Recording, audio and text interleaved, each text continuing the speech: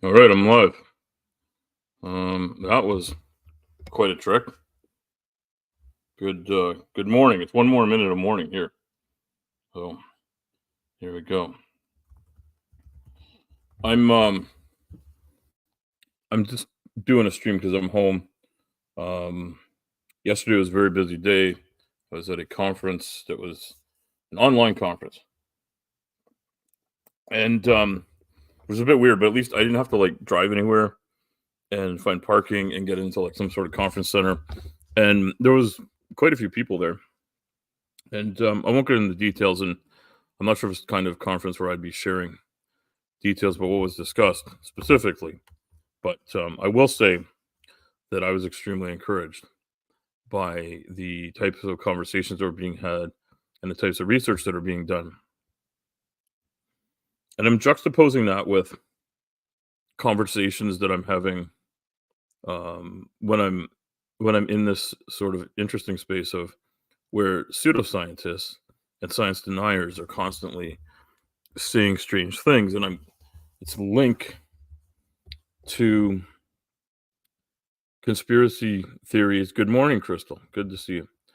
It links together conspiracy theories and pseudoscience and dogmatic beliefs and all sorts of stuff of that nature. And I was talking to a friend about this the other day about how some people just seem wired different in this regard. And one of the things I was talking about yesterday was mental health at this conference. It was a medical type conference for the stuff that I do my volunteer work with, and it worked out. The one good thing about being sick is that going there and talking to people, which I enjoy doing and appreciate doing, and appreciate the opportunity to say my piece, and I'm honored and really glad they let me talk. And one of the things they figured out in their science is that just doing research on like cells in a petri dish doesn't tell you about the end result. And this is something I've said before, and I think I've even posted the speech I did at Obesity Canada. Had a conference with uh, it was cardiovascular hypertension. I can't remember. Anyway, I've got both. I live with obesity and hypertension, a bunch of other things. And so it occurred to me that, I had the ears of some scientists yesterday, real ones, and they wanted to know how I feel about things and what experiences I've had. And they're trying to, they were talking to a bunch of patients. I don't know how many of us there were. I don't know what percentage we were. We were at least 10% of the conversation was had. And in one of the breakout sessions I had, there were two people who work in the medical industry, and they said that they just wanted me to say my piece. They barely talked at all, other than introducing themselves, and it's an interesting approach. But they were continuing to do their scientific research by having a conversation with a patient who lives with the conditions that they're trying to help. It seems like a really good idea, and I wanted to just point that out. World Obesity Day speech. Yes. Okay. So that was World Obesity Day. Yes. And Crystal, I don't know how I put the one oh, my camera's being all fucked again. There's just some weird problem with the camera, I think. And I'm sorry about the not going there. I don't know how I've labeled it, Crystal. So but I appreciate you posting that there. People appreciate being able to see it. One of the things I pointed out was that because I had the ears of young researchers, clinicians, and students. In fact, a lot of people that I met at that conference were PhD and master's students who were working towards having not just a degree, but of course a career in science. And I guess I've become somewhat of a science communicator in this volunteer work because I am I am trying to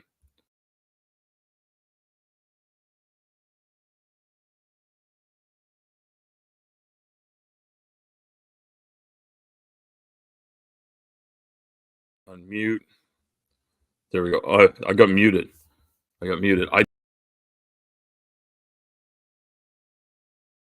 I'm hoping that I can at least keep my microphone working.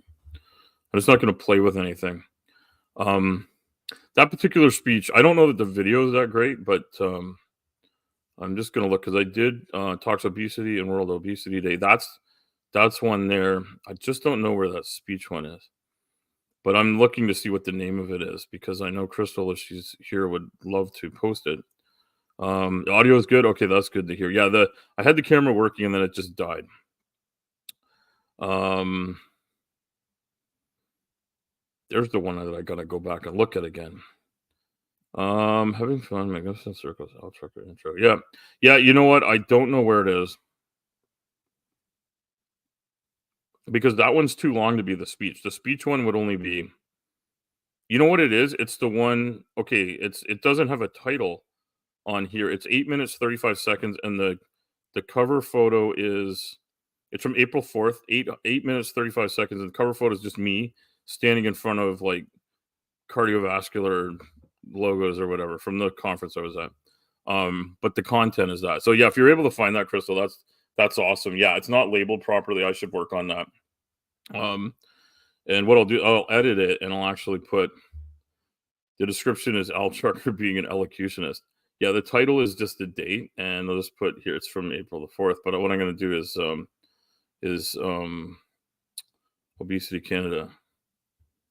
Let's put OC conference speech. There we go. It's there, and I mean, it's kind of messy. Hey, Ember. Yeah, for science, Ember, you're gonna love the conversation I'm having, and I'm not going to talk about any specific people that came up in the direct conversation. I may make reference to people that we know generally in pseudoscience, because I like people that aren't out there. Like people are just having conversations. But it occurred to me that I've been getting into going into chat rooms and talking to people. I guess like Discord chat rooms where there's people who are on the flat Earth side. Say, for instance, it's a good example and one that I go to, and so I guess what ended up happening is last week I did this thing where Sea Lion Prime and Peter did that debate. I guess 2 weeks ago now, or a week and a half ago, with Alan from Space Audits and Shane and McToon, not McToon, MC Toon. I say McToon because I hear the Flurf saying it all the time. MC Toon was doing last week. He did quite a long stream and went through it. He did it better than I did. Obviously, he's used to doing it, but I'm sort of trying this. I'm trying to go and look at these videos they do, but I'm going to talk about conversations people have and some of the comments that are made.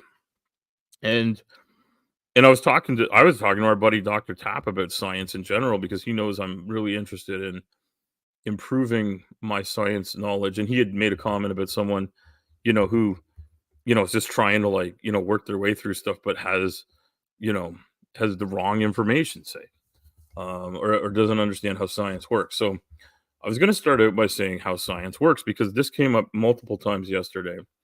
Yes, Weasel Cult. Yes, hey Jimmy, Ember, welcome.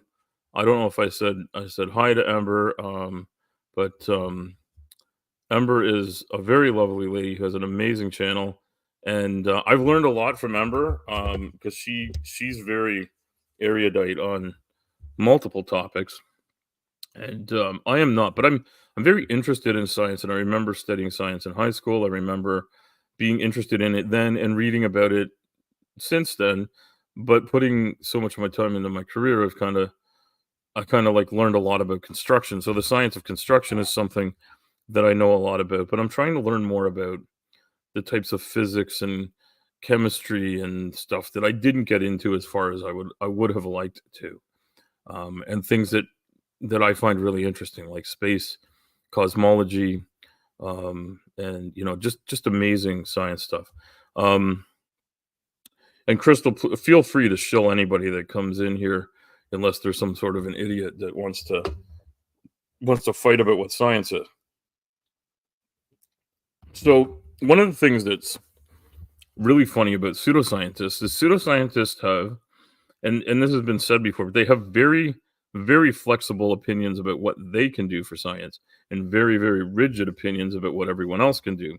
And that's generally what real scientists do. So I had the pleasure of being at this conference yesterday, and I was presented to by multiple researchers who are doing research on things that are going to help people living with obesity specifically, but also research that I think really points well to what results we should look for to see a positive result. I guess positive results we should look for people dealing with all sorts of problems, and mental health was chief in the conversation.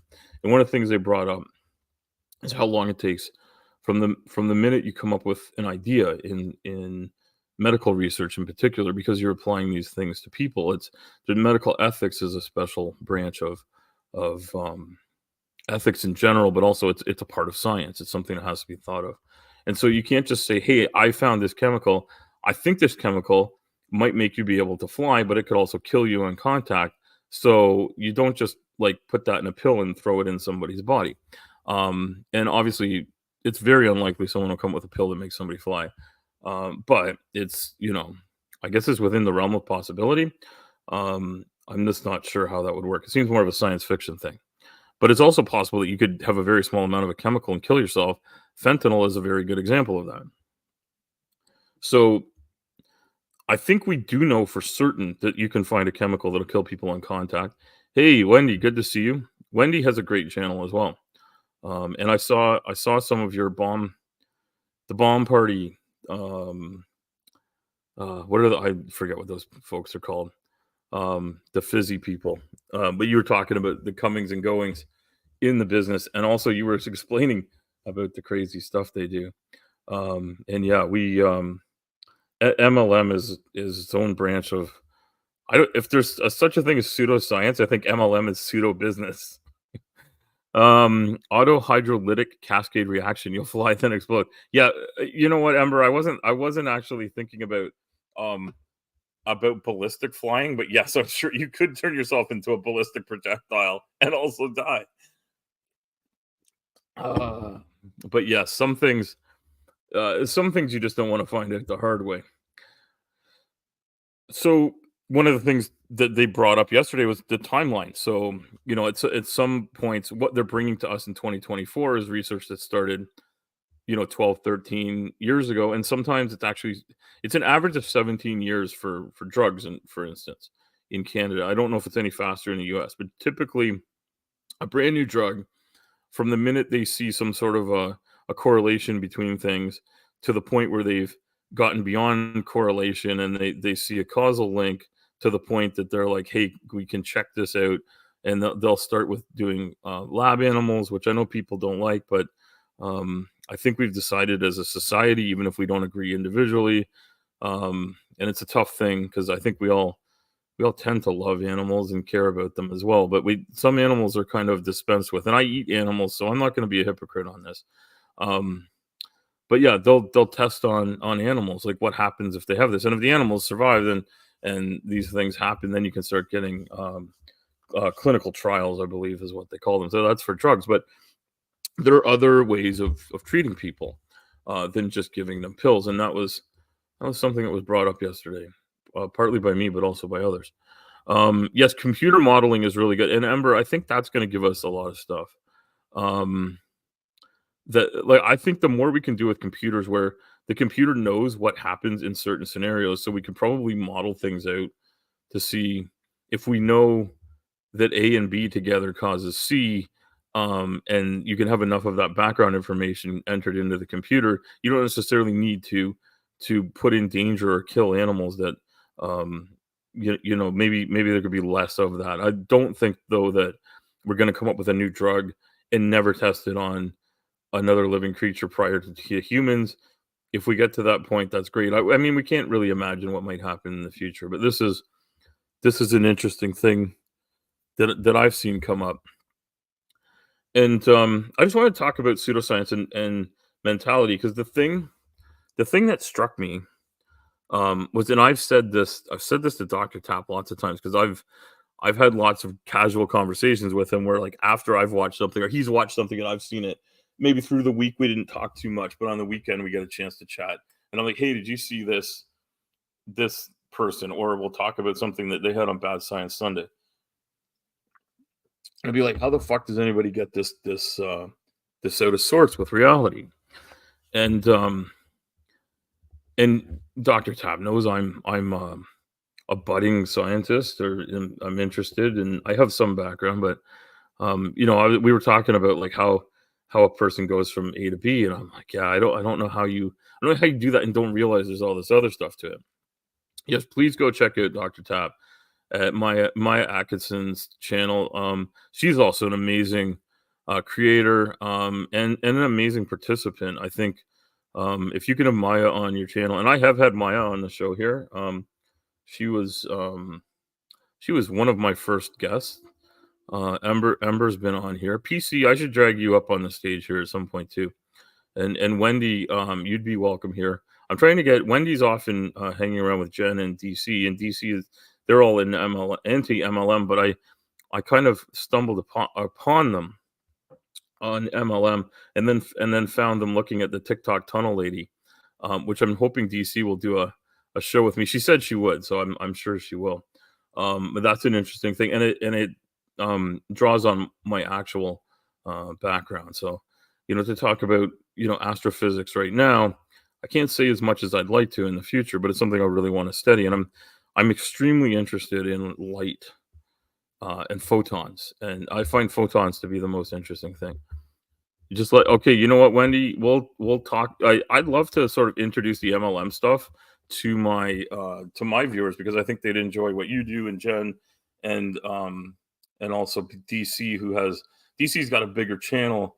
But Jen and Wendy and Auntie Lushy, who's Jessica, are on there frequently as I guess maybe co-host, and they simul stream. I'm not sure what you call that. I know I've seen like Robin and Kentucky Atheist doing that. So I know it can be done. I'm just not sure how it's done.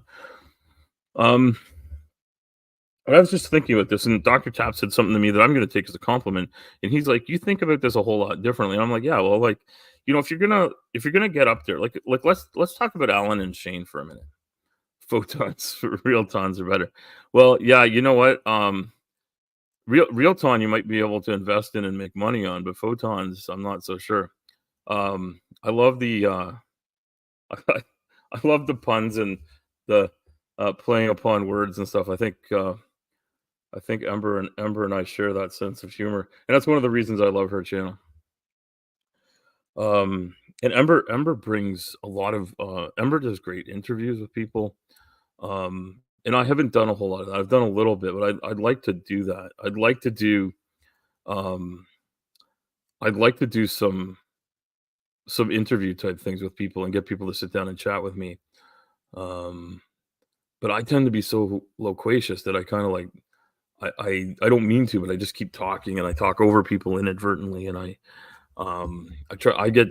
need to work on precise communication. I tell a jad joke, but then you'd be a faux pas. Yes, Wendy, that's a great one. That's a great one. The ones I make at the dinner table get a lot of eye rolls and groans from my children, and I've been thinking, if I could only harness the power of eye rolls, I could probably save money on electricity in my home here. That's one of the great things about being a dad, is you get to make really cheesy and corny jokes. And I don't know if cheese and corn go together, but butter and corn do for sure. Um, I think like the corn season is upon us. I've already seen corn for sale, but I think there's still some corn coming out down this far south. I've seen a lot of cornfields that are about to be harvested. Um, Full conversations and puns. Oh, that's great, Wendy. So I'm gonna try to not be totally distracted by the chat, but keep on chatting, keep on talking. And I'm gonna do the best I can to stay focused. But it's interesting to me that these guys have these debates, and they're like, we do not have credentials, we have not studied science, and but we have this preconceived notion about what should be happening. We believe we've got this figured out. Well, that's cool and interesting, I guess, that you've thought about this and come up with this conclusion. But when the conclusion is wrong. Oh, bye, Wendy. Yeah, but Wendy's got to get back to work. I realize that it's like a lunch hour type of scenario for some. And have a great afternoon at work. Um, we will we will run into these people in pseudoscience intersects with all sorts of things. And what I've realized is that I thought I was running into religions, cults, and the like, and then I realized I was actually running into something much bigger, something that isn't just about God believing religions. When I got into this community, and I started realizing I'm also running up against people that are dead set against good information getting out and honest conversations and skepticism that's skeptical about the right things. And the right thing to do is be skeptical about everything. If somebody tells you if you take this pill, it's going to make you happy, you could try it. And pills that make you happy are great and everything if you're feeling sad, but it might make sense to find out why you feel sad and see if there's something else you can do to deal with it. There are, there are lots of great pharmaceuticals that help deal with mental illnesses like depression, anxiety, etc. And I think a lot of us live with those. And actually, I'm on SSRI type uh, drugs myself to try and sort of keep my anxiety level down. And I find it's a little easier with a less stressful job, but now I have anxiety about other things. I don't know if anybody can live without stress and anxiety, but the people that came up with that, they didn't just say, "Hey, like try this chemical, see what happens." Now there have been times when that's happened.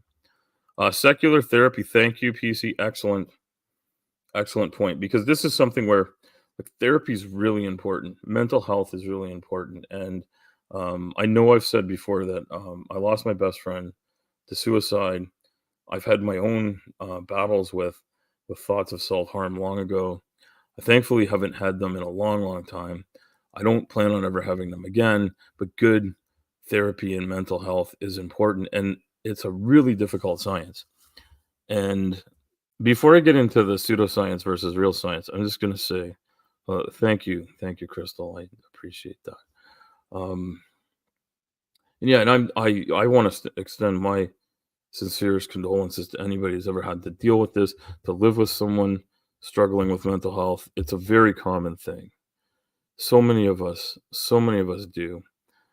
So many of us know people that do. If you love someone going through mental health struggles, it's very difficult. And this is something Dr. Tappan and I had this exact conversation. Is like which is the harder sciences to deal with, and people say, well, it's physics, chemistry, like that's where the hard, real amazing super brain stuff is going on in science. Well, certainly I won't take anything away from them. They do amazing science, and it's what I'm most interested in. I don't have a passion for biological sciences, but the science of the living, the complexity, and this is not complexity therefore God, is complexity therefore wow. Um, the complexity of the smallest cells, the complexity of the largest living organisms, like living coral reefs. Like what an amazing, amazing thing under the ocean. The things that live in our oceans, the things that live on our land, the things that fly up in the sky, that are all of these living creatures. Even like yeah, just every possible biological organism that's alive is just an amazing, amazing thing. And the way they sustain themselves and all that stuff are so, so complex. And then our brains, of course, are complex. Like the things that go on in our brains are complex. And we're using those brains, we're using a biological organism to try and understand the mysteries of the universe. That's pretty trippy. And so the number of variables that you can control for in a biological organism are really, really small. And my son came home, so I brought him home, and that's okay. Um, he's it's in any normal spots.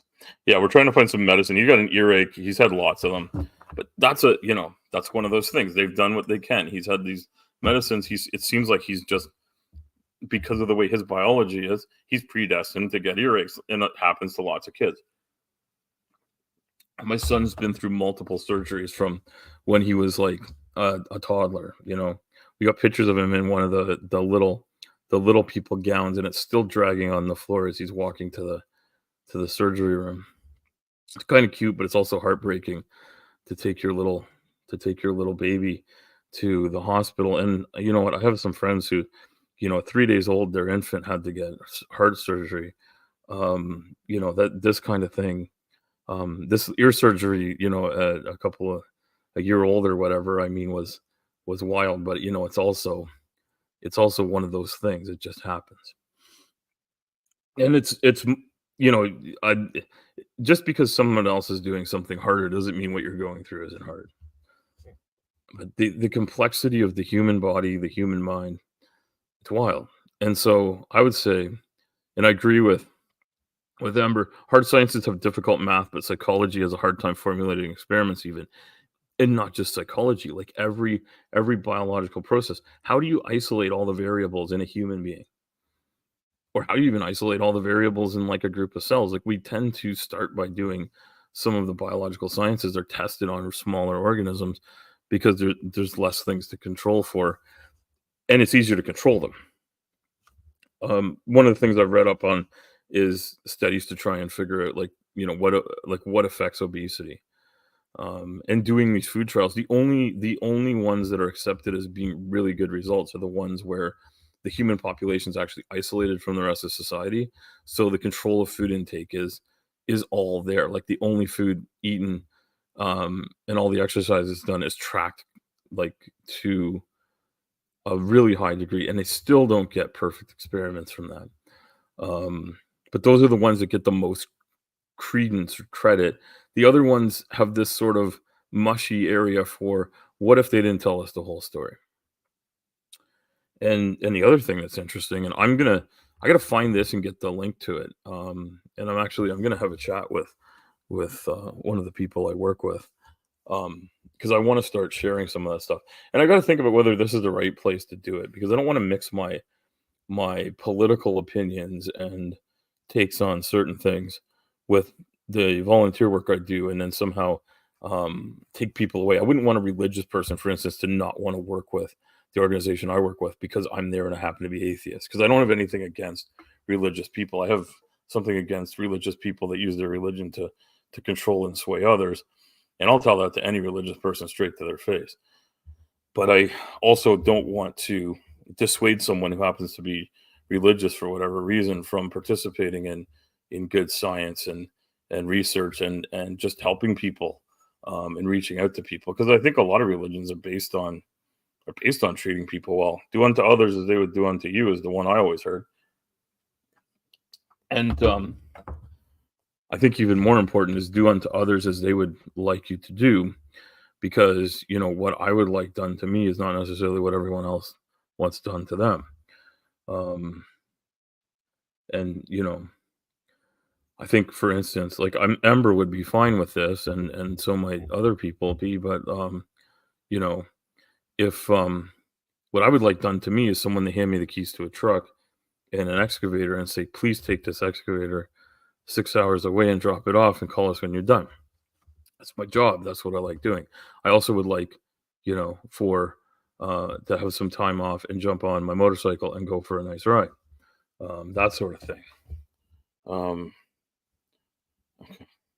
and My wife is ordering the medicine for my son, and she just texted me, and I keep getting distracted by it. But I will put my son in front of my silly hobby of talking to people on the internet. And I'm sort of rambling along here as things come up, but I wanted to point out that at the end of that thing, I mean, and this will sort of wrap it all up from last week's debate thing, and I won't even play it. Basically, what it came down to is Alan and Shane saying the Sagnac effect is proof of the aether or the ether, and Sea Lion Prime Lucas and Peter were coming from the point of view of um, these are these are the original experiments on the Sagnac effect, and here are the other ensuing ones. And we have a bunch here, but there's even more and more and more of them, and they back up relativity. And the Sagnac effect was at one time thought to possibly represent something like that, but then it was realized no, It's not that. It's this thing. And hey, Tori, welcome. They realize this is what's really going on is that this fringe shift is what you'd expect. So I won't go into all of that. I think a lot of other people have done great videos on it. I was hoping Minute Physics had done one, but I couldn't find one in their library. But there are some good ones, and I'll do a community post where I link to one of the ones I watched where they explain it well. There's also one of the interesting things is a lot of people explaining why they've beat relativity with the Sagnac effect. So it's obviously a conversation that's being had out there, and this type of thing leads to misunderstandings. And that's one of the reasons I don't want to be the one to explain the Sagnac effect because I'm not as qualified as other people are, and the other people that are qualified are physicists who are explaining it, and they have the actual instrument there. They're showing how it works and what the Sagnac effect is. But the fringe shift from like a laser interferometer is what you get when you're on a moving um, reference frame. Aether tastes great with phyllogestion. And yes, thank you for liking or looking my stream. I appreciate it. So, if you're a pseudoscientist, one of the first things you do is you have a conclusion, which other people would call a hypothesis, and you go in and you go into any experiment you do, if you do one or examining one, and you want or need it to come out with answer X because you said answer X is what I believe will happen, and you go and test it, and you get answer Y. And you're like, well, if I just draw an extra little stick on the Y, it looks like an X, so it's an X. But fudging a character. Hey, Commander, welcome. Fudging a character isn't science. Lying about science isn't science. And pretending that science is wrong because the answers change is not science. The answers change because the more we learn, the more we adapt. And some of our scientific theories, not casual use of the word theory, are really well evidenced, but we don't even say that they're like fully proven or that they're like 100% together. Some of them are so well evidenced that you can treat them that way. But there's some things we just don't know everything about. And we may never know everything. But when somebody who goes to school for a number of years, and of course, what they say is they're going to get indoctrinated and be taught what to think and how to think. What to think is not what they teach you. How to think is. If you don't already know how to have a scientific mind, they teach you that. And let me tell you what I believe that is. A scientific mind is a curious mind. It's when it wants to know how something happens and why it happens from a causal thing. The big why is like, why are we all here? Don't know if there is an answer. What I like to say is I'm delivering this rock over there. Where's over there? It's where we're headed. I'm here. I'm here for the ride. I'm a driver, so I just say I'm delivering it. But the fact of the matter is I got to pass that off at some point.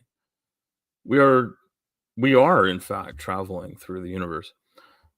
And we are in fact moving.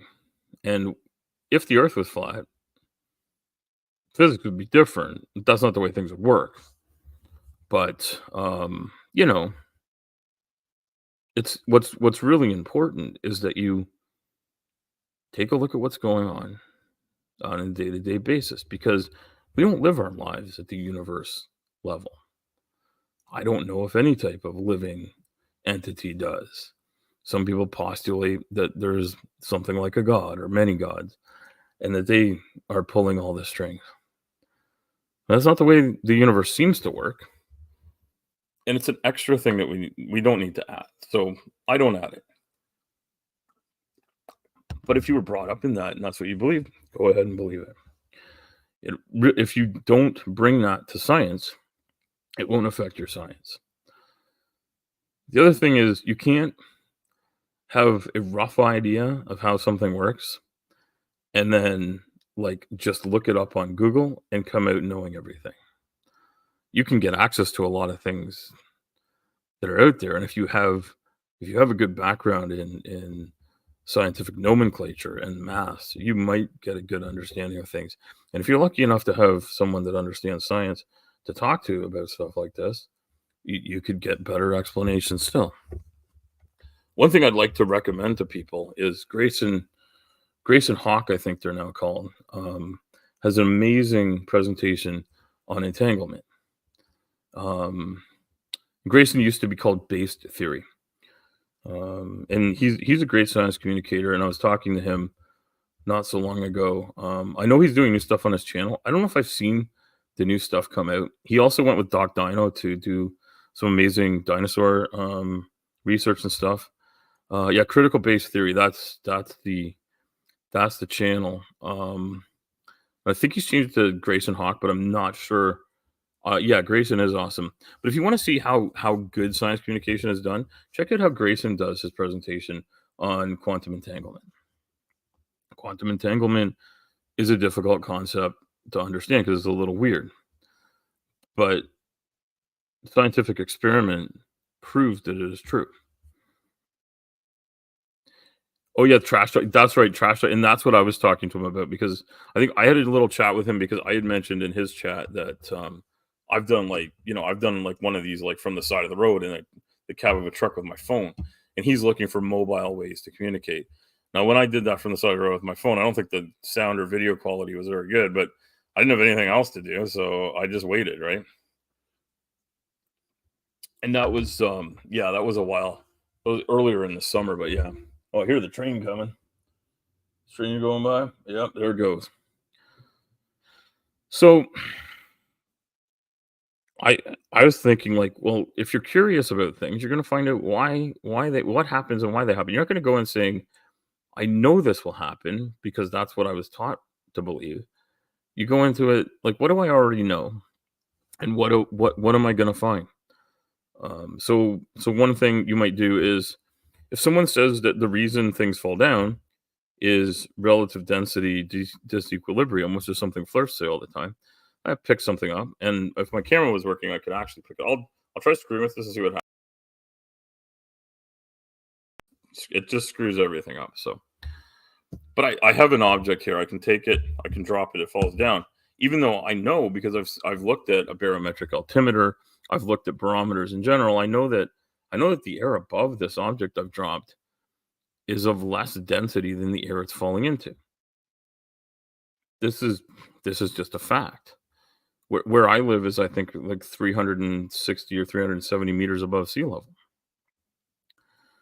and I know that the air here is slightly thinner, not a lot, but slightly thinner than when I drive back down towards the big city, where it's more like 80 or 100 meters above sea level, because it's right on the lake, and that's about how many meters Lake Ontario is from mean sea level. And this is not, like, necessarily something where, like, if you take a ruler somehow, if you had some sort of a ruler and you could go, that you would find that this is exactly sea level everywhere because it's more the mean sea level means it's a mean number. It's not actually it's averaged out. It's not what it actually is everywhere because tides are a thing, and big lakes have tides that are noticeable as well. They're not as noticeable as the oceans, but they're still noticeable. So the biggest tides, the highest tides, are in the Bay of Fundy, which I've been to. It's a super super cool place. I think actually one of the big rocks tumbled over or something, which is kind of sad in a way. But that's what happens. That's geological erosion that happens over time. And so, like when I go around and look at things, I'm curious about them. Do I understand them fully? No. But like what I find amazing is like when I traveled out to look at similar regions to where I think where Grayson and Doc Dino were looking. I got to go with my son and check out dinosaur fossil hunting. We found fossils. We found them and held them in our hands. We found amber. We found um, we found permineralized wood and permineralized bone chunks from different animals. We got to see a giant hadrosaur fossil that was like in situ, just a short distance from where it was in situ. They'd moved it over, and it was partially still embedded. And they've done a lot of amazing work on it. And they also have some castings and some inside the place they have some amazing things you can see about dinosaurs. My son is really a dinosaur nut, which is cool because like I loved dinosaurs when I was a kid. I think a lot of people love dinosaurs, and and then you get like the folks at AIG, uh, people like Ken Hovind and what's the other one? The Institute for Creation Research, and they're pushing nonsense about dinosaurs, and kids love dinosaurs. So I think kids brought up in a religious household are not likely less interested in dinosaurs, but they're finding out wrong information, or they're being taught to distrust what they learn when they read about good science. A lot of that has to do with like a dogmatic adherence to how old the Earth must be. If you go in thinking the Earth has to be like less than 10,000 years old, but all of the actual evidence, when you start digging into it, if you're not a layperson, you can actually see and tell. One of the things that I noticed is that, like, even though I know they're not a perfect count, there's so many sedimentary layers. The sedimentary layers come from cycles of things. And then you can also see like these black layers, which I suspect are like ash, like maybe from a volcanic eruption. They're able to like date these things. And I've had the great pleasure of traveling a little bit around North America and a very small amount in Europe and seeing like great big mountains and cliffs and things that you can see things have fallen away because of erosion from whether it be like a river or a waterfall or something like that. And then you'll see like this area where like you can see the stratigraphy, and then like out in the hoodoos of the Western Plains before you get into the Rocky Mountains, like um, that's amazing too. You can see all these stacked up layers, and they're different type of material, but they're also stacked up. It's really interesting stuff, and I find it interesting that there's so many layers there to count. It doesn't jive with biblical creation. So biblical creation is a cool story, I guess. I mean, it's kind of a sad story, and it sounds like some sort of narcissistic prick is having fun making clay figures and then fucking around with them, and you know just basically being like a total dick to them. But some people love and revere that guy, so um sure doesn't seem to love us. Anyway, it is what it is. But again, my opinion on religion doesn't come into it. It's not. It doesn't come into science at all. We just leave it to the side. Hey, Dave, welcome. My personal thought on how you should approach science is realize what you don't know. A lot of people talk about Dunning Kruger. Like, when I go and look at something about physics, I'm like, well, like I studied about forces and motion. I learned a little bit about electromagnetic forces. I learned a little bit about optics. I learned a little bit about all these different parts of physics, but I didn't learn it all. If I'm going to go work on physics, I'm going to have to go to school. I'll have to go to night school or some sort of a thing, or maybe in the wintertime when things are less busy, I can take like a semester of courses along with working at some point when I have a little bit more money in the bank, right? All this type of stuff is stuff that I'd like to do, but I don't go into it with the idea is like, well, I studied some of this science 30 years ago, and I've watched a few YouTube videos, and now I'll just start doing some brand new PhD research. That's not the way it works. And so it's interesting when people come in thinking that they can have a conversation with people that are at least halfway educated, when they know nothing about what they're talking about, and just say, "Nuh-uh." Flirts not only do that, but they put down and denigrate. And I'm gonna point out, like, I don't like this guy. He's he emulates his God very well because he's like a total narcissistic prick. But Ken Hovind, he denigrates um, re- um, he denigrates the teachings of secular society. He he calls a PhD pilot higher and deeper, which definitely applies to the PhDs he has, which are worth nothing. And he's basically a rambling buffoon who's also been charged with and convicted of assault. He went to jail for tax evasion, which he says isn't tax evasion. Then he explains what he did, and you realize it's tax evasion. It's it's one of those things that I think people should be very, very cautious of. Is it when someone like that comes along and people find what they say appealing because they talk about how much they love whatever the thing from the religion. In his case, I guess it's Jesus, and particularly the Kent Hovind version of Southern Baptist Jesus worship, God worship, and young Earth creationism in particular, and where the word of the Old Testament is absolutely without fault. And I guess if you go in with that, he's doing a great job at that, because it necessitates that you be quite hypocritical, and that you have absolutely contradictory ideas about all sorts of things. And it also demands that you be an absolute asshole to everyone who isn't exactly like you. And Ken Hovind, I mean, he's living the life. You know, you can't fault him for not following those rules to a T. He he is shitty to everybody. He treats everyone like they're worthless, and he's got it. The Bible tells you that you're worthless. Religion tells you that you're worthless. Well, you're not worthless, actually. That's something important to know. You're an amazing person. You were born somewhere on this earth. You lived your life. Hopefully, you had a nice childhood and learned some things. If you had a shitty childhood, I'm really sorry. I hope you're having a better adulthood. I had a mixed bag, personally.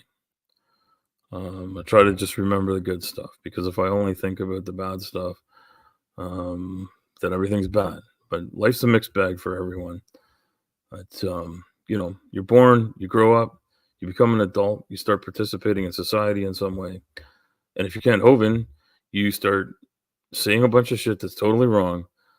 Ignore it when people tell you you're wrong, and then you get yourself a YouTube channel and are just a total dick to everybody, and constantly make veiled references and not so veiled references to how much of a racist, homophobic, transphobic bigot you are. And I guess that's his deal. And we've seen it over and over again. And this guy from, I forget the guy's name. It's Planet Peterson. I can't remember what Peterson's name is, but Mr. Peterson he's an interesting character, and I don't agree with his approach on everything, but he's a pretty smart person who's at least fairly well knowledgeable about things. I don't know what his credentials are. I guess I could look it up, but it doesn't matter. He speaks fairly well. He's kind of dismissive of people, but a lot of what he says is essentially just factual information about what science says about things, and I don't mind listening to him. We secular oh, this is I'm gonna see Ember is giving us something. We secular folks think every life is a miracle, but evangelicals think every life is worthless. Yes, unless excellent point, and I think PC's pointing at Ember's point. Both of you ladies have the right idea here. We're all life is. I mean, it is a miracle, right? I mean, if something is a miracle, right? He's fun, yes, Eric Peterson. That's it, Ember. I knew he had a name. I knew he wasn't just Peterson. Yeah.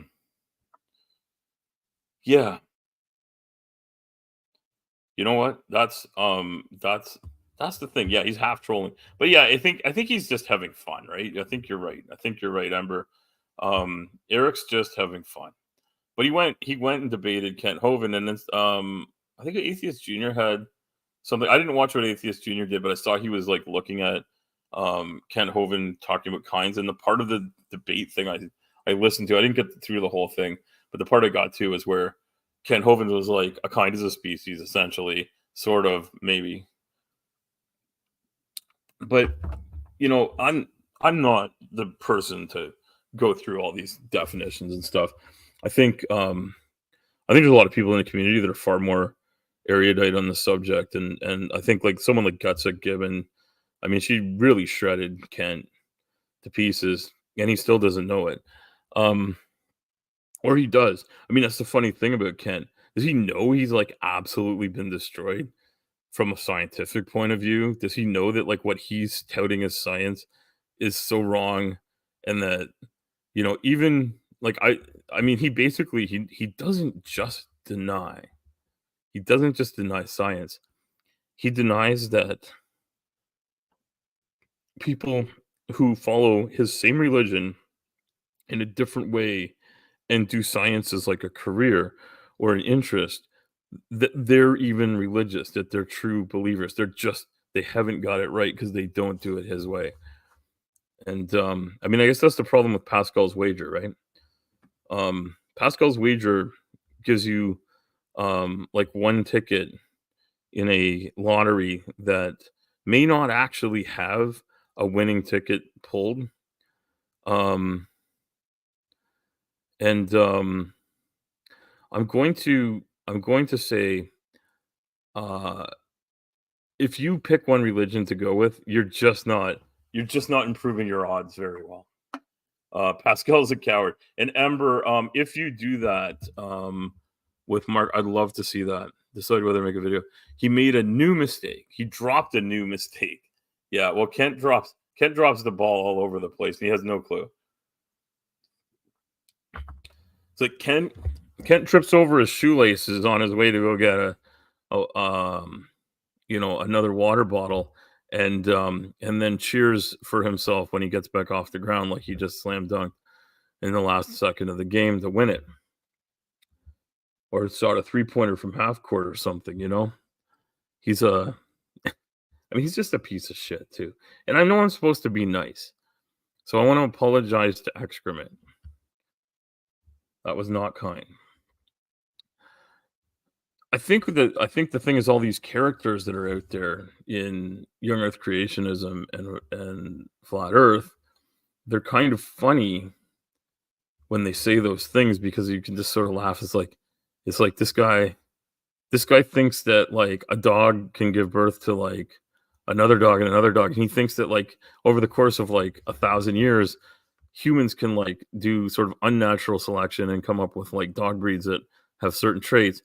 But there's no way that like he could understand that in this specific environment, if you're fit for that environment, the only organisms that will survive are the ones that are fit for the environment. It isn't that an organism decides, well, tomorrow, like I'm a hippopotamus, but my environment is changing, and it doesn't matter how far I walk, I won't find the right environment for myself. So tomorrow I'm just going to be a Gila monster because it's getting dry out here, and I do better in a desert. Like, that's not how it fucking works. And a hippopotamus doesn't give birth to a Gila monster. The hippopotamus dies, but the lizard that becomes most adapted to living in that dry environment, the ones that already have some edge, they have offspring, and that edge sometimes gets passed along, and the ones that are passed along keep on breeding, and they survive. Like, and that's why it's funny. Is like, does this guy like literally think like a hippopotamus is just going to squeeze out a Gila monster or just like shapeshift or morph into it? That's not what anybody's saying. And evolution should be pretty simple. It's complex, but it should be a pretty simple thing to understand. Once you understand, is like, we're not talking about shapeshifting. We're not talking about things that happen over 3 generations. We're talking about things that happen over hundreds or thousands of generations. And the thing is, if a creature's environment changes enough and there aren't enough cycles of breeding to bring forth another one, it just ain't gonna fucking happen. That's extinction. If you can't find a mate because you're the only one with a trait that allows you to survive, eventually, no matter how good you are at surviving, you're gonna die. There's a ticking clock for all of us. This is the way it is. Living creatures can live so long, and that's it. There's some trees that are like thousands of years old. I guess coral reefs are like really old in a way, but I'm not sure if that's the way. Like, things that can regenerate or change over time, I don't know if that's exactly the same sort of thing. But I don't think we know of, and people are like, well, like there's these sharks that have been around for millions of years. It's not that shark that's lived for millions of years. The basic body plan of a shark hasn't changed in millions of years. There are changes, noticeable ones. And saying that something hasn't changed in millions of years is not a good evidence for a 6,500-year-old Earth. So like these things are funny. But you know what isn't funny?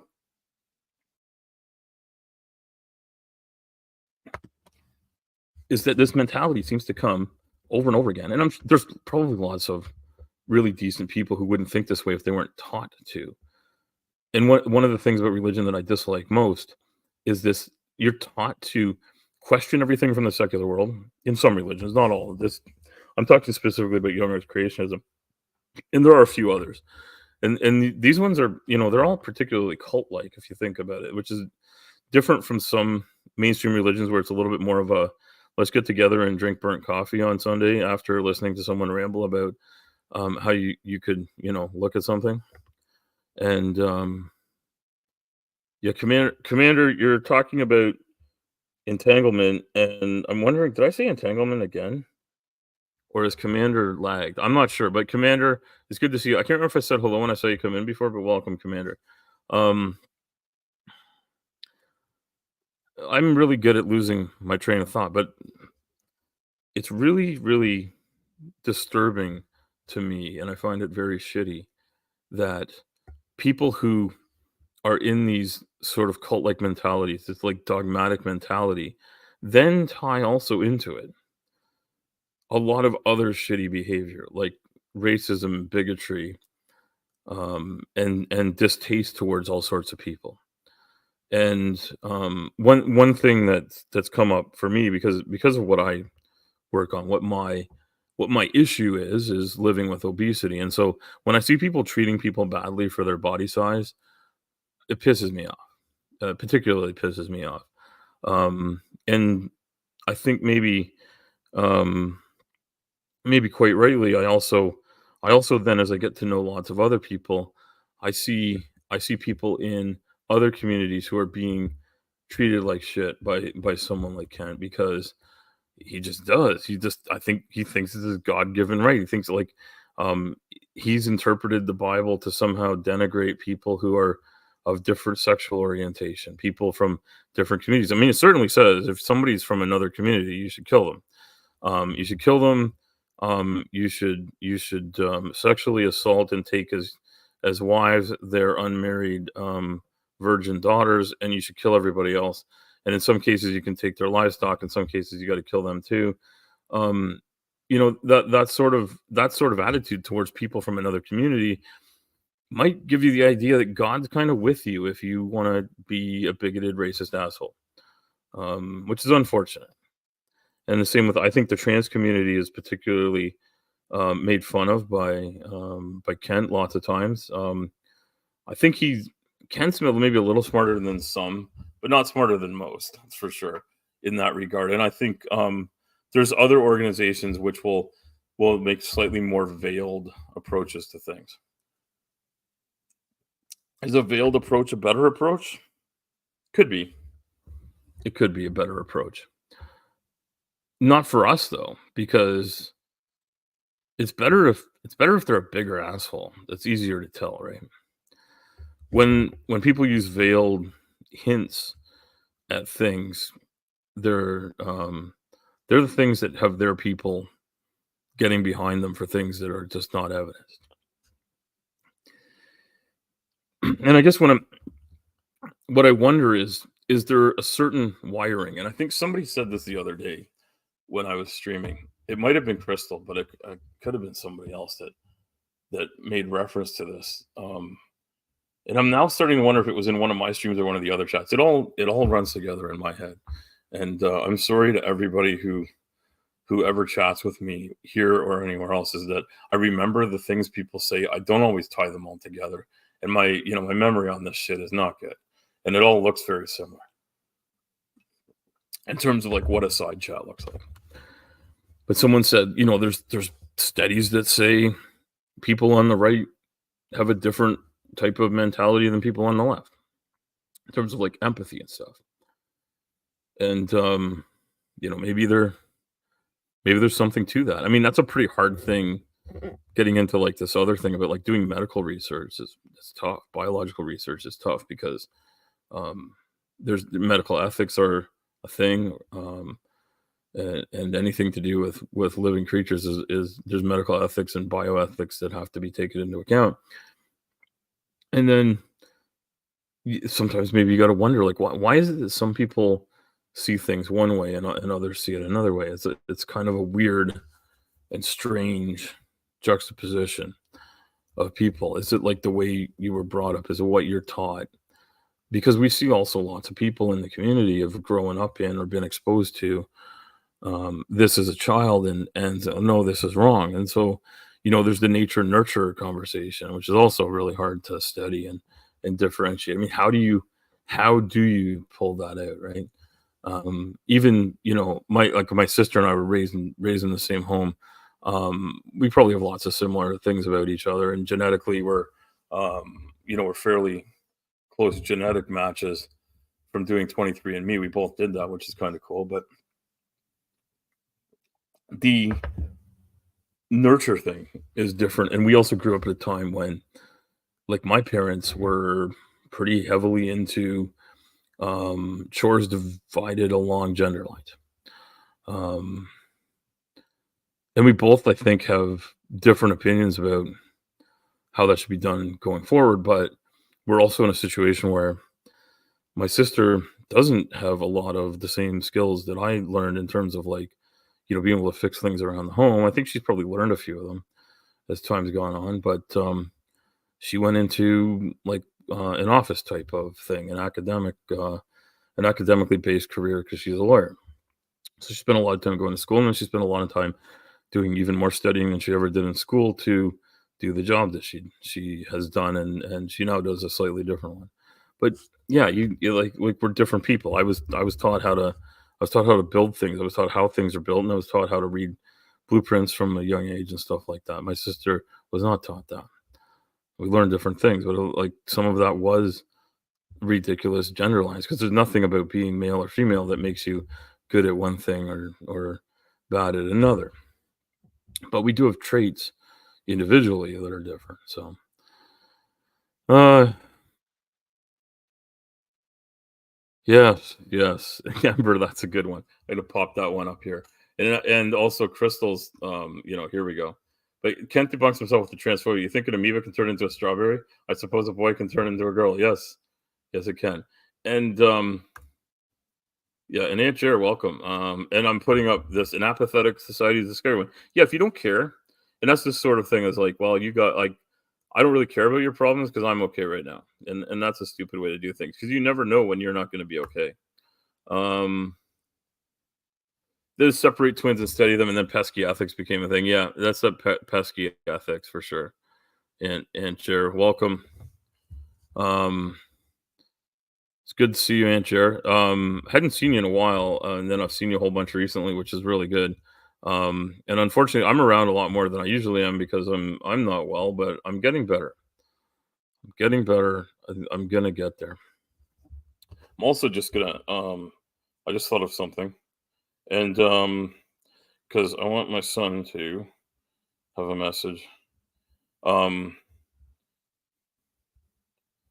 um, oh man, I don't know why it's not going through. I'll just mute myself for a second.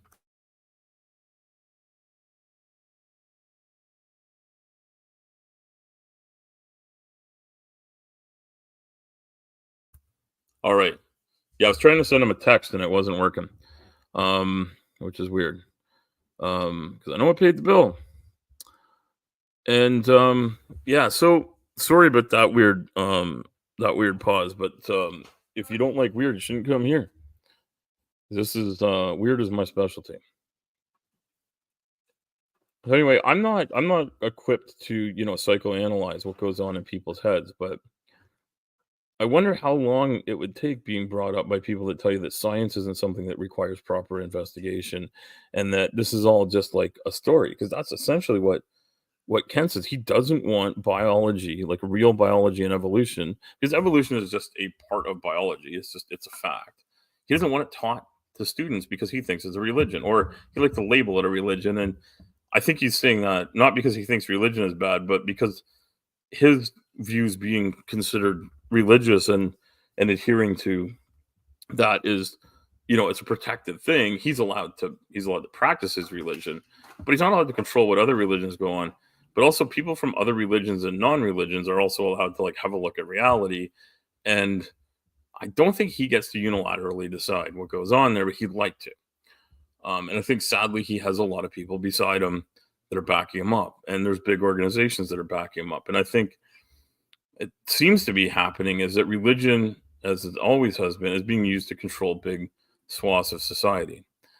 And I don't like that because it just seems to me and feels to me like a really, really shitty thing to do to people.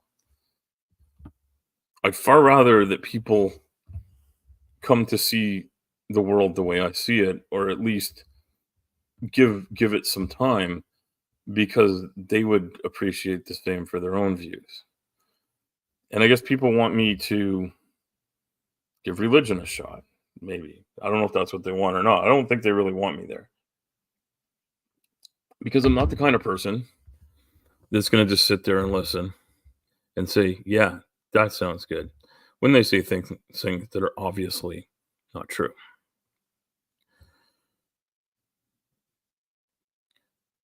And then you get to a situation where somebody who has a very small amount of knowledge, I guess it's the Dunning-Kruger thing, decides that they're going to turn Einstein and relativity and all the science done to back that up, and all the maths that back it up. Not knowing any of them, they're going to come and change it. And so that's how you end up with a debate like this: aether cosmology versus relativity. And I think there may be some religion mixed in there. I'm not sure. It wasn't brought up. And I do appreciate that. I do appreciate the fact that those interlocutors, for every bad argument they made, they never said, but my book says this, and so this obviously has to be wrong. But a lot of people in flat Earth, and this sort of denial of our modern understanding of scientific theories and the evidence that backs them up, they're really, really dead set against them because of what religious scriptures say. And I mean, that's it. I find that weird, but it's a thing. I wish I had better visuals for people to look at, but I don't. Tried to debunk Einstein once, then he turned 7. Yeah, Amber, good point. Good point. Amber's a smart lady. She, she was 7 years old, and she's sitting there, and she's looking at, she's reading the papers. She's going through relativity. She's like, well, surely the Sagnac effect. Michelson Morley, they screwed it up. Michelson Morley was wrong. They didn't read it right. They didn't understand what a null result was. Like that's and then you're like, no, oh wait, no, that's what null result means. Okay, I understand now. I think we got to spend some time thinking about what we already believe. And I learned that relativity was a thing when I was in high school. Anyway, I'd heard of it before, but I think like when I spent any time looking at it, it was in high school. And it made sense. They walked through some of the basic maths. We certainly didn't do the entire thing, but we walked through some of the basics.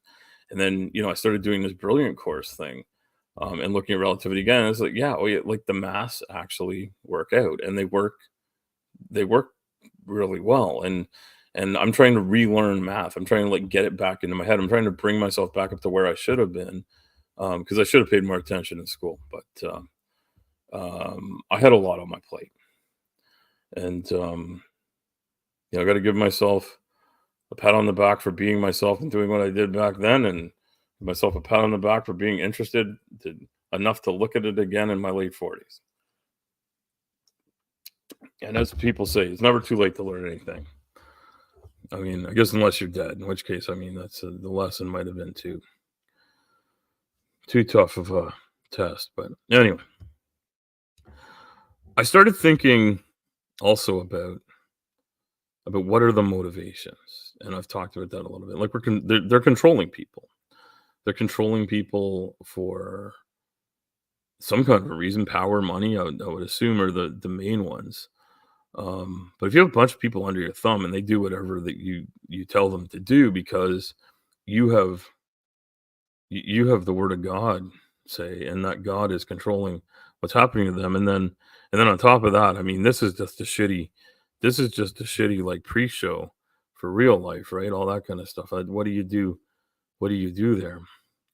Um, and I'll address that, Ember, because I find that an interesting thing. And I probably what I say won't be like scientifically wonderful, but it'll be something.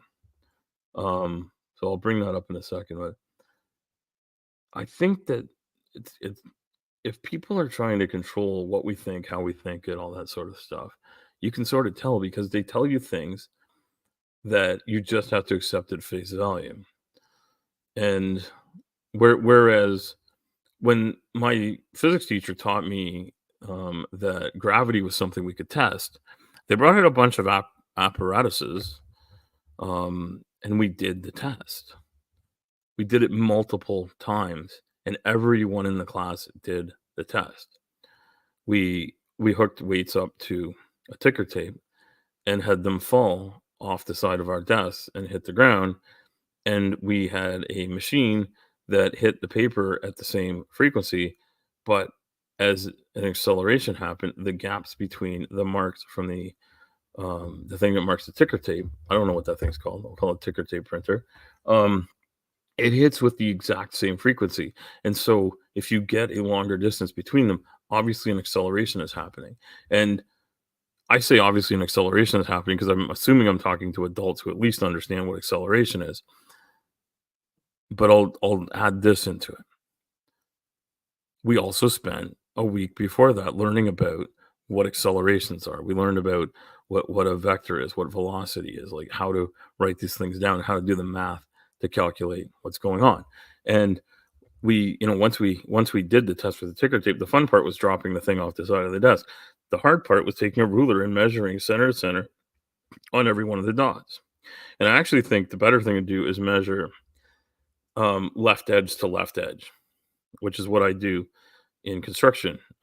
If you're marking something, you don't try to figure out where the center of something is. If it's narrow enough that you go edge to edge so that you have a hard edge to work with instead of something a little fuzzy, like where's the middle of this? That's always been my approach. And it was because that was the carpenter that I trained under. That was his approach. He taught me to do that. I kept on doing it. And it works. You got to remember what you did, but it works. And if you do it often enough, you just remember what you did. And you know what the great thing is? Tape measures, the numbers don't wash off. You can go back and double check shit before you like nail everything together. Measure 3 or 4 times. Cut once. The thing is, that cut once thing, it sounds good, but when you're like putting something together made of lumber or steel or whatever, cut once never happens. It's like cut 1,000 times. Not that you're recutting the same board, it's just that you're cutting board after board after board. I don't think people realize how much lumber gets processed on a construction site if it's a timber framed building, but there's a lot of wood gets cut. Now, I'm gonna change the pseudo science conversation to what Ember said here, because this is not pseudoscience. This is just me. This is just me like riffing on science. So Ember says, my issue was the bending of space. How do you bend something that is neither matter nor energy? How do you even measure the non-thing to tell it is bent? And Ember, I have a thought about this. And this is not one where it comes from. This is not an opinion I have that is based on me being a scientist that you can take this to the bank. And I suspect Ember knows the answer to this. And she's probably just busy doing something. I don't know if Ember's at work or on lunch or whatever, but I'm glad you could join us. So if Ember's not there, they can maybe rewatch and see this if they've had to go. Because I know often Ember will join us for a lunchtime. Ember even does little shows from her truck sometimes, which is great. So what she's put up here is, my issue is the bending of space. How do you bend something that's neither matter nor energy? How do you even measure the non-thing to tell it is bent? And this is my thought on it, is that because matter shapes space-time, it doesn't matter. The bending doesn't matter until you move. And so it's not so much that the space-time itself is bent, but that the only way to move through it is bent. Your path is bent because gravity will pull you in all sorts of different directions as you go. And we know that gravitational lensing is a thing that happens because of the Eddington experiment, which has been repeated multiple times. And I actually remember, I don't know if this was in a live debate or not, but I remember Dr. Tapp saying that Alan had said at one time, you do know the solution. Well, and so Ember can tell us about this, but this is just me riffing on something that I've studied a little bit, but not enough. But I think that it being bent doesn't matter until like something's moving through it. So like light, for instance, we know the light bends because the matter bends its path, because the gravity is a thing that is changing the way things move if they're passing through the universe. We also know, or we're quite certain, that space itself is expanding, and it's expanding faster than c. And so, and people talk about it being a fabric. I think because people can sort of imagine like a fabric, like a big sheet, or like maybe like a bedspread or something. Might be something like if you're making like a big bed with somebody else, which my wife and I get to do. So like, I remember last night we did that. We made our bed and we were both pulling on two different sides of the blanket. And I think about that as being like a good analogy for what's going on. It might not be, and we're obviously not making the blanket bigger. We're just pulling it out straight because, you know, it looks like it covers less distance if it's all sort of wrinkled up and folded up in the middle of the bed. But if you pull it out, you know, it's fully spread out. But to me, this whole idea of the bent space-time is that it's only bent for the things moving through it. And that applies to matter moving through it and energy moving through it. So that we're moving through space, and we would travel in a straight line were it not for all of the other matter. The straight line that we would travel is bent. We keep orbiting, and not only do we keep orbiting, but our path, like every path that's traveled, is bent by gravitational attraction. And so as our planet started out is, you know, matter in an accretion disk, some of it came together and coalesced into, I mean, this is actually more of like a hypothesis, but it's a reasonable one, and I think it's fairly well thought to be true. But I know there's other things that have happened to the Earth since early solar system formation is not as well agreed to. But if you think about it, if and we know that mass attracts mass from the Cavendish experiment, which has been repeated multiple times. We can see that there's other experiments that prove that. And we know that relativity is true because of other things we can do to confirm that space and time are affected by speed and distance. And so that's what relativity gets at its core.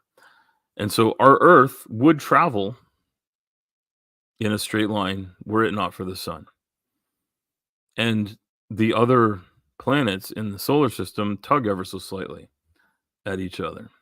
And depending on where they are, the effect changes. The effect changes because gravity is affected by not just mass and how massive something is, but how far away you are from it. As we travel around the sun also is traveling through the galaxy. And many solar systems are traveling around, and they are all traveling around. And this is something I understand to be true, and I do not have enough background knowledge to say that I know where this comes from, like I can with gravitational lensing, or I know it's the Eddington experiment. I know that some relatively recent work has discovered that supermassive black holes exist at the center of our galaxy for sure, and maybe every galaxy has that. And those supermassive black holes are maybe providing the gravity that creates the rotational effect of galaxies, because they move in what appears to be a circular-ish pattern.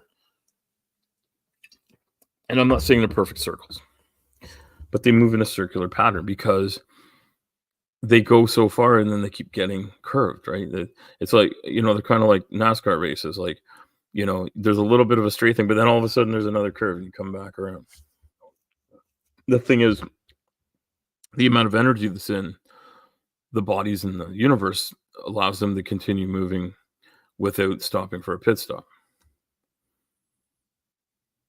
And so if space-time was not curved by gravity, we wouldn't see these circular-ish patterns of movement, and we wouldn't see that things spread out at this uniform sort of rate. Um, and that space itself expands. That's kind of a mind fuck, right? Anyway, Ember, if I'm lucky, Ember will come back on my show sometime, and we'll plan it out, and because I'm so interested in this, I would love for Ember to come and talk about it because I know Ember knows about this stuff. Ember has like you talk to Ember and you're like, oh yeah, Ember's a truck driver, and then you find out, oh, like Ember used to be studying to be, I think it was a lawyer or an accountant. I can't remember. It was like one of those sort of like fairly highly educated office type jobs. And you find out Ember knows, like, just, I don't know if Ember ever studied to be a cosmologist, but Ember was like, knows a lot about cosmology, and Ember knows about photography, and Ember knows about, and I think has actually done professional work, and Ember has organized like some sort of festival. It was music festival or like a Comic-Con type thing, or maybe both. I can't remember. And then so like Ember's just an amazing lady who's like been everywhere. And I think like also like dramatic stuff. Was it like plays or something that you helped put on, Ember? I can't remember. But yeah, you have a lot of fields. Yes. Yes, including quantum fields too, I bet. My favorite joke, Comic-Con. Yes. Okay. Thank you. Okay. I'm sorry, I never remember the details, but I remember that Ember's a polymath. Um and also just a really cool lady to talk to. And and I learned recently, she's probably said this before, but I just learned recently that Ember once had a radio show that was going towards syndication from an internet radio show she started. And then it got picked up and was getting traction. Um, and I mean, so that's like Ember's on the cutting edge. We're all made of quantum fields, yes. So my favorite joke to bug Dr. Tap with when we talk about quantum fields is like, what kind of quantum tractor can I haul there to plow it? And sometimes he thinks I'm funny, and sometimes he's like, "Oh, what the fuck?" Anyway, I'm trying to talk him into coming on here, but see, the problem, if I get Dr. Tap on here, we have these great chats that are just sort of these casual ones. I think we came on here to talk about a topic. It would just devolve into us just shooting the shit with each other, which people might find entertaining. And actually, if we did that, we should have people like Ember on to like shoot the shit too, and we should get like some of the other folks to come. So, and you know what I'd like to do? I'd like to have all the folks that are always in chat, but you never see them talking. I'd like to get all those people together for one show. And just like get to meet the faceless, voiceless people of chat. Because a lot of them are out there somewhere. Like there's like you find out, oh, they've been on a show, or they did some 10 years ago or 4 years ago, and then they just sort of stopped, but they're in chat all the time. Like Aunt Jer is one of those people who I think I'd love to see like on a show talking about whatever Aunt Jer loves to do. And Aunt Jer can go ahead and show your wares. Aunt Jer has some stuff. Yeah, lurker stream. That's it, Ember. But not just like the voices, right? Like the people you never see on camera that are just always there chatting. Because Ember is great at both. Like Ember will be there in chats and adding to conversations like she is right now. But then like the 3 times this week she'll be like on her own stream or somebody else's, sharing their great depth of knowledge. And I've had Ember on here before, and I'll do that again, for sure. I think like if Ember agrees to it. She's a very popular lady, and I noticed that she's got some cool people booked to be on her show too. And I guess I guess maybe I've been on Ember's channel just casually, but I should see what sort of qualifications I need to be invited on the Ember show.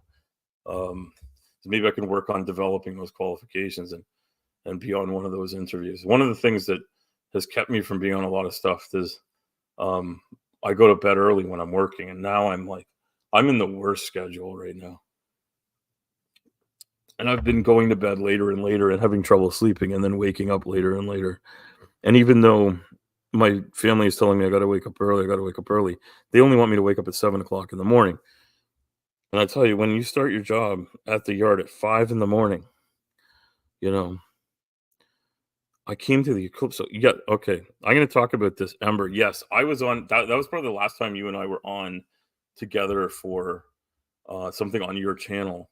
Um but yes, I'm gonna post this up here. This was great because I remember this was the day I learned, and I don't know if Ember taught me this or if I had learned it earlier in the day and then Ember and I talked about it. But we also Ember and I live geographically quite close in terms of an eclipse moving across the sky. So this is really cool.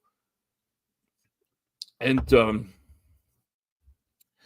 I was at the time I was in southwestern Ontario, which is where I live, and I was working. I was working at that particular moment was pretty close to where I start from at the yard. I wasn't quite at the yard. I was a ways away from it, but like I was half an hour from the yard, say. So I don't know where to say I was. I might have given. I was probably near Cambridge, Ontario. I'm gonna say I was near Cambridge, Ontario, because I can't remember. And Ember was out in western, no, sorry, eastern New York, I think. Ember can say where she was, but Ember was there, and Ember I think had the cameras and telescopes and stuff. Ember's got all this stuff, so Ember was there and getting stuff on the show. So I was there, and when we got to the close to the totality, the sky got dark and everything turned red. It was really cool. Oh, thank you, Crystal. Yes. So on that show, I may be there. So, but what people were saying that the rapture would happen on the day of this total eclipse because um you got to call back soon. I don't know what that is, Ember. Less popular lately.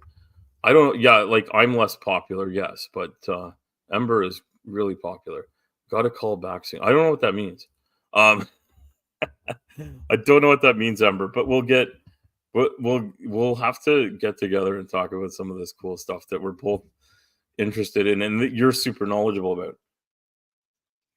And I guess maybe one time we'll have to debate something as well because we were going to do a debate, and then that was going to be really cool, and it was cool doing it with Justin too. But I think Ember would have had so much information that I would have been overloaded with the amount of stuff Ember knows about the topics because it's not a topic Ember can't have like just go right into it.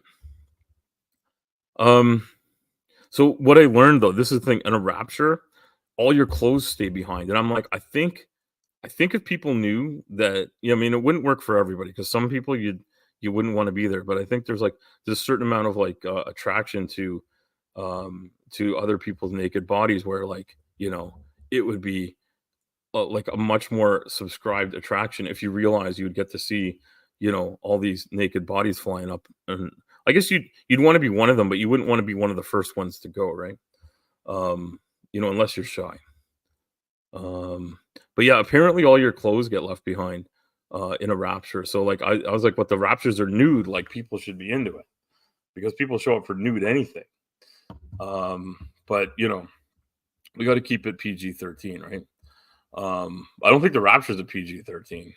I mean, I like, and the other thing is like, does everybody else just stay here to like, or do we immediately get like incinerated by God for not being raptured? I don't know how that works. That I'll have to look into, but the nude part of it, and I said some people had pulled over while I was driving on the day of the eclipse, and I said I'm looking to see if any of these people that have pulled over are going to fly out their sunroofs with none of their clothes on, but that didn't happen. So I can say, without a doubt, in a very small geographical area, none of the people there were raptured or no rapture happened. It's hard to say. I mean, I might have just been surrounded by heathens. And welcome back, Commander. So yeah, I thought that was fun. But the thing that was really cool is that Ember was on the phone with me, and it was just a matter of a couple of minutes. So I described what I saw on the call I had with Ember, I was on the phone talking about what I saw, and then just a few minutes later, and I think we did the calculation of how many hundreds of kilometers we were separated as and it was just a couple minutes later, and then Ember was in the totality of the eclipse. And those few minutes went by, we had a little chat, and then all of a sudden it was there. And I think that's a really cool thing. It's also something that proves that you can do a science experiment with a couple of cell phones and a friend, you know, because the experiment is like how long does it take us to happen? Like I think that, like, you could go back and listen to the show. It was live. You go back and figure out what that is, and we could probably, like, Ember, I think, was stationary, so they would know exactly where they are, and I could figure out my location to within 10 kilometers probably. Because I remember roughly where I was. I just, I'm not sure if I remember the exact mile marker, but I got a pretty good idea. And I did travel. There was a lot of notes from the police to not stop on the side of the highway. But people were doing it anyway, but I was not gonna stop my heavy haul rig on the highway, that's for damn sure. Anyway, so that was cool. That was a really cool day. That was a fun time to hang out with Ember. And she's just a cool person. So got a lot of love for Ember and everything she does. And Ember's also on the transpositions. I don't know if I mentioned the transpositions today, but Ember's on the transpositions show and does like a regular segment, piece, unit. I don't know what the right term is for it, but it's kind of set up like a news program, with a little bit of commentary, a little bit of like just sort of factual, like this happened. And I like it. I think it's a great way to do it. And it's done from the point of view of like what's happening in trans news. And yeah, thank you, Crystal. You're fantastic. I say Crystal's the moddiest mod. Like, I mean, Crystal is one of the best mods out there. Um, you just can't do much better. And I'm gonna be wrapping this up pretty soon. I've gone for an hour and a half, and I'm still pretty tired these days. And I do have to have. I'm hoping I'm having a phone call after 2 o'clock, so we'll see how that goes. So uh, my wife's um my wife's asking about my son too, so and I'll check on him. But he seems good. I think he just needs some rest, and we're gonna get him some medicine for this earache thing. But yeah, so and my wife only gets a couple of breaks a day where she can communicate. So um anyway, so I'm gonna wrap this up here. I'm gonna say pseudoscience is weird because they go in with a conclusion, they get the wrong answer, and then they say "nuh-uh," and they denigrate real science. So this is the point of this thing: is like, if you're gonna do real science, you don't necessarily have to go get a degree, but you do have to be well educated on what it is that's been done before you. And the easiest way to get up to speed is to spend a few hours every day learning something about science. And a place where that happens is school. So there's nothing wrong with being educated. I am not formally educated very much. I am a curious person. And if you're curious, you should stay that way. You should get out there, find out more about the world. And if you think something ain't right, go find out. But don't just say no. When you find out that something doesn't make sense, find out why it doesn't make sense to you. Find out why it doesn't meet what you were told. And if there's something in what is, quote unquote, mainstream or real science that doesn't make sense, see if someone will explain it to you. There's a lot of really good information on the internet. There's a lot of really bad information on the internet. Just like I said with the Sagnac effect, a lot of the people explaining the Sagnac effect were explaining why it's proof that Einstein's an idiot and aether cosmology is correct. So you got to weed through that, and you've got to go and watch. You got to go watch both of them. You've got to go and understand why one is the correct conclusion and the other isn't. Like I said, I will do a post, and if I'm really good, I'll come back and post it in show notes or something. I've never done show notes, but I know I can add stuff in the description. So I'll try to find a couple of the good ones I saw, and I'll maybe even put a bad one and just say, hey, watch these and tell me what you think. So I think it's a perfect example of something because it was up for discussion in this debate that I went through last week, and it's a hard thing to understand when people are arguing about what it means. So yeah, I love everybody that comes to watch me. I appreciate you all a lot. I appreciate the fact that we have such a great supportive community. It's been lovely to have everyone come and hang out in the chat and have a conversation with me. And hopefully, I'll figure out what's wrong with the camera on my son's computer, because I'm probably gonna have to keep using this for the foreseeable future. Hopefully, he doesn't get too mad at me for borrowing it. I think when he's at school, it's not such a big deal. So, so thank you, everyone. It's been a great pleasure. And I'm sorry this was an audio only show, but if you like to just, have your phone or your computer in your pocket and listen in the background, this was a great show for that. Thanks, everyone. We'll see you the next time.